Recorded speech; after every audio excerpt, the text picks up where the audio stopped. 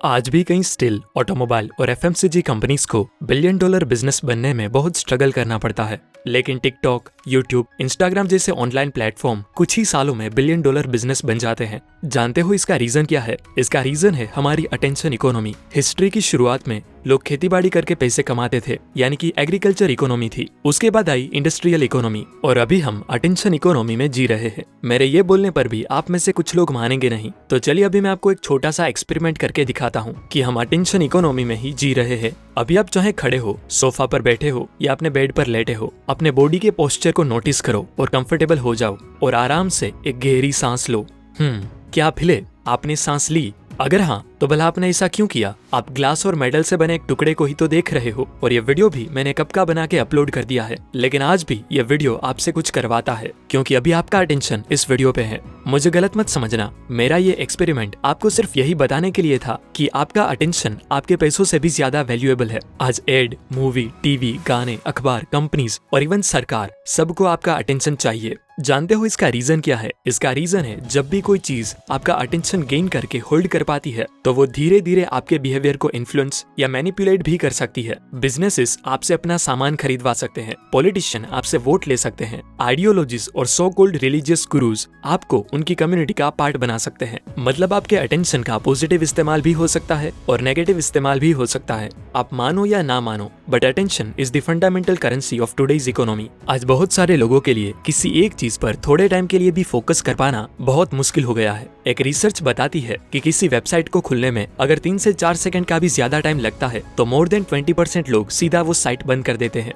50% लोग वापस उस रेस्टोरेंट में नहीं जाते जहां खाना खाने के लिए उन्हें थोड़ा वेट करना पड़ता हो। Amazon को एक स्टडी से पता चला है कि अगर उनकी वेबसाइट को खुलने में कुछ सेकंड्स देर हो जाती है, तो उनको $1.6 बिलियन का नुकसान हो सकता है हर साल। अब ये सारे एग्जांपल्स देखे मैं आपको बस ये दिखाना चाहता हूँ कि आजकल हम कितने डिस्ट्रैक्टेड होकर लाइफ जीने लगे हैं। और कुछ ऐसा ही हुआ था Canadian author and productivity consultant Chris Bailey के साथ। क्रिस कहते हैं कि उनकी लाइफ सीरीज ऑफ स्क्रीन्स बन चुकी थी, यानी कि सुबह से लेकर रात तक वो स्क्रीन के सामने ही रहते थे। उठते वक्त ही अपने मोबाइल की स्क्रीन, ऑफिस में कंप्यूटर की स्क्रीन, टाइम देखने के लिए उनकी स्मार्ट वॉच की स्क्रीन, घर से ऑफिस ट्रैवल करते वक्त बिलबोर्ड्स की स्क्रीन, और ना जाने कितनी स्क्रीन्स उनके अटेंशन को खा रही थी। लेकिन ऑथर अपने आप को बदलना चाहते थे, इसलिए वो सालों तक वर्ल्ड वाइड घूमे, फोकस और अटेंशन के ऊपर काफी सारी रिसर्च करी, साइंटिस्ट और एक्सपर्ट से मिले और बुक लिखी हाइपर फोकस, जिसका फर्स्ट पॉइंट कहता है कि your attention is the most precious commodity in this world. University of Virginia के professor of psychology Timothy Wilson के according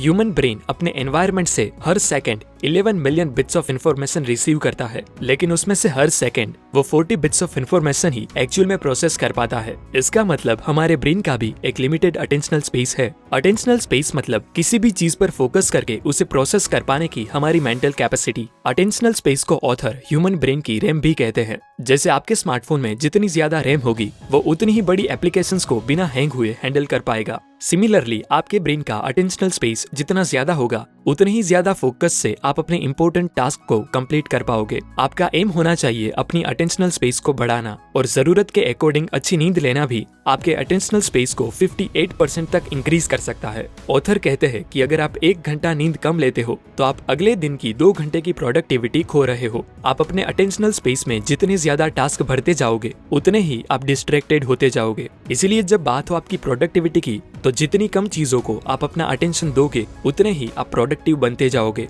number 2, practice slow stimulation. लोगों को लगता है कि हमारा दिमाग डिस्ट्रैक्टेड है, बट रिसर्च के अकॉर्डिंग हमारा दिमाग डिस्ट्रैक्टेड नहीं, लेकिन ओवर स्टिमुलेटेड होता है। हमें लोगों की इंस्टाग्राम स्टोरीज देखनी है और हमारे फोटोज पे कितने लाइक्स मिले वो भी चेक करना है। हमें ये भी देखना है, हमें वो भी करना है। मतलब हमारे ब्रेन को हमेशा नई इंफॉर्मेशन चाहिए, नया एक्सपीरियंस चाहिए, और ब्रेन के इस मैकेनिज्म को ऑथर नोवेलिटी बायस कहते हैं। जैसे हमारी बॉडी को अच्छे से फंक्शन करने के लिए फूड की नीड होती है, और जो भी हम डेली खाते हैं उससे हमारी बॉडी बनती है। सिमिलरली हम अपने माइंड के लिए कंटेंट कंज्यूम करते हैं। अगर आप देखो तो सालों पहले लोग अपने एंटरटेनमेंट के लिए नॉवेल्स पढ़ते थे, जिसे पूरा करने में उन्हें कई हफ्ते लगते थे, जिससे लोगों को वो एक ही नॉवेल पर बहुत लंबे टाइम तक फोकस करना पड़ता था। इसीलिए उस टाइम पर लोगों का अटेंशन स्पान और फोकस करने की एबिलिटी भी बहुत अच्छी हुआ करती थी। लेकिन स्टडीज कहती है कि लोगों का अटेंशन स्पान साल दर साल कम होता जा रहा है, जो सच भी है, क्योंकि बुक्स के बाद लोग टीवी देखने लगे, मूवीज देखने लगे, जिससे डोपामिन रिलीज करने के लिए उन्हें सिर्फ 3 घंटे ही चाहिए।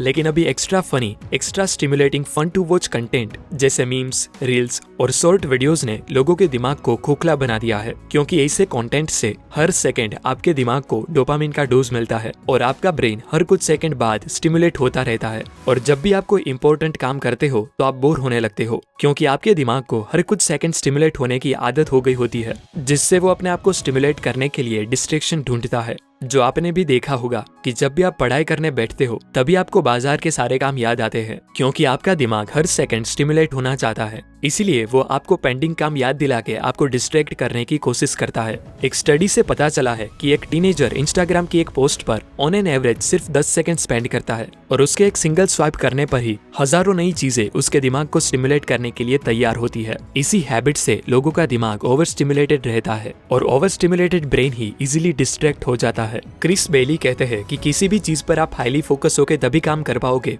जब आपका दिमाग लो स्टिमुलेटेड हो, मतलब आप में खुद को बोर करने की कैपेसिटी हो। ऑथर ने खुद को बोर करने के लिए कई अनोखे काम किए, जैसे एक दिन उन्होंने 1 घंटे तक आईट्यून्स के टर्म्स एंड कंडीशंस पढ़े, जो शायद ही कोई पढ़ता हो। एक दिन उन्होंने पाई के फर्स्ट 10,000 डिजिट्स में जीरोस काउंट करते हुए बिताया। तो एक दिन उन्होंने 250 ग्राम चावल में कितने दाने होते हैं वो गिने। ऐसी ही बोर कर देने वाली चीजें वो 1 महीने तक करते रहे। इसके बाद ऑथर ने नोटिस किया कि उनका अटेंशन स्पान बढ़ गया है। अब वो बिना अपने दिमाग पर जोर लगाए किसी भी चीज पर आराम से फोकस कर पा रहे थे। ऐसा इसलिए नहीं था कि उनके आसपास बहुत कम डिस्ट्रैक्शंस थे, बल्कि ऐसा इसलिए था क्योंकि अब उनका दिमाग बहुत लो स्टिमुलेटेड रहता था। और अपने आप को लो स्टिमुलेटेड रखने का बेस्ट तरीका है अपने मीडिया कंजप्शन के लिए कुछ स्टैंडर्ड सेट करना। जैसे किसी भी ऑडियो, वीडियो या लिंक खोलने से पहले थोड़ा सोचे कि क्या सच में मुझे ये इन्फॉर्मेशन चाहिए या मैं अपने इमोशंस के बहाव में ये देख रहा हूँ। ऑथर कहते हैं कि ऑटो पायलट मोड में जीना बंद करो और बोरियत को सहना सीखो। गाने और पॉडकास्ट सुने बिना ही वर्कआउट करो। कभी बिना न्यूज पढ़े ही दिन बिताओ। तो कुछ दिन यूट्यूब पे वीडियोस देखना ही बंद कर दो और देखो कि क्या आप उस लोअर लेवल ऑफ स्टिमुलेशन माने बोरियत को सह सकते हो। अगर हाँ, तो कोई भी डिस्ट्रैक्शन आपका कुछ नहीं बिगाड़ पाएगा। Number 3, doing nothing is not a waste of time. Author बोलते हैं कि जिस तरह हाइपर फोकस हमारे दिमाग का सबसे प्रोडक्टिव मोड है, उसी तरह जिस मोड में हमारा ब्रेन सबसे ज्यादा क्रिएटिव होता है उसे स्कैटर फोकस मोड बोलते हैं। देखो, ये भी एक फैक्ट है कि मैक्सिमम ग्रेट आइडियाज और प्लान्स जो लोगों के दिमाग में आते हैं वो उन्हें सोचते वक्त नहीं आते, बल्कि तब आते हैं जब वो कोई दूसरे काम कर रहे हो। एग्जाम्पल, न्यूटन को ग्रेविटेशनल फोर्स का आइडिया तब आया था जब वो पेड़ के नीचे आराम कर रहे थे। और ऐसे ही कई ग्रेट लोगों को ग्रेट आइडियाज नहाते वक्त, बर्तन साफ करते वक्त और बाथरूम में बैठे वक्त भी मिले हैं। इसीलिए स्कैटर फोकस मोड भी यही बोलता है कि दिन में एक बार माइंडलेस एक्टिविटी जरूर करे, जैसे वॉक पे जाना, घर की साफ सफाई करना, अपनी फेवरेट डिश कुक करना या फिर बैठे बैठे लोगों को ऑब्जर्व करना। ऐसी चीजों से आपका दिमाग फ्री होता है और वो पास्ट में सीखी चीजों के डॉट्स को बैकग्राउंड में कनेक्ट करता है। यही रीजन है कि आपके कुछ प्रॉब्लम्स के सॉल्यूशन आपको अचानक ही मिल जाते हैं, जिसे यूरेका इनसाइट भी कहते हैं। ऑथर कहते हैं कि हर शाम को एक डिस्कनेक्शन रिचुअल लो। ऑथर का फेवरेट डेली रिचुअल है कि वो शाम 8 बजे से सुबह 8 बजे तक इंटरनेट यूज नहीं करते। उनका और उनकी वाइफ का एक वीकली डिस्कनेक्शन रिचुअल भी है। वो दोनों हर संडे को डिजिटल दुनिया से टोटली डिस्कनेक्टेड रहते हैं, जिससे वो नेचर और फैमिली के साथ टाइम बिता सके। आपने देखा होगा कि कुछ लोग पूरा दिन बस अपने मोबाइल में ही घुसे रहते हैं, जो क्रिस को जरा भी पसंद नहीं था। इसीलिए जब भी वो किसी के साथ डिनर पर जाते तब वो फोन स्वैप टेक्निक यूज करते, मतलब अपना मोबाइल सामने वाले को दे देते और सामने वाले का मोबाइल खुद के पास रखते, जिससे दोनों पर्सन अपने मोबाइल से डिस्ट्रैक्ट हुए बिना ही एक दूसरे को ज्यादा इंपॉर्टेंस दे पाते। ऑथर कहते हैं कि आपका अटेंशन ही आपकी जिंदगी बनाता है। अगर हम हर सेकंड डिस्ट्रैक्टेड है और हमारा दिमाग ओवर स्टिमुलेटेड है तो हम ऐसी लाइफ क्रिएट करेंगे जो बहुत डिस्ट्रैक्टेड हो। लेकिन जब हम बोर होना सीख लेंगे, जब हम लेस स्टिमुलेटेड बन जाएंगे, तब ना सिर्फ हमें प्रोडक्टिविटी, फोकस और आइडियाज जैसी चीजें मिलती है, बल्कि इसकी वजह से हम एक बेहतर जिंदगी भी जी पाते हैं। अब इस पूरे वीडियो को कुछ ही सेंटेंस में समराइज करके बताऊं तो, first, quality of your attention determines the quality of your life. इसीलिए ऐसी चीजों को ही अपना अटेंशन दो जो आपके लिए वैल्यूएबल हो। सेकेंड, अपनी बोरियत को सहना सीखो। क्रिस बेली का मानना है कि आप टेक्नोलॉजी से दूर होके डेली अपने आप को थोड़ा बोर करो। आपको 1 घंटे बोर होने की जरूरत नहीं है, कुछ मिनट के लिए ही सही, लेकिन खुद को बोर करो। कुछ ऐसी एक्टिविटीज करो जिससे आपको लोअर लेवल ऑफ स्टिमुलेशन मिले, जैसे अपने बिस्तर पर लेटकर अपने घर में लगी स्विच को गिनो और अपने आप को बोर करो, क्योंकि इसी स्टेज पर आपका ब्रेन लो स्टिमुलेटेड रहता है और एक लो स्टिमुलेटेड ब्रेन ही आपकी मेंटल टफनेस बढ़ाता है। धन्यवाद।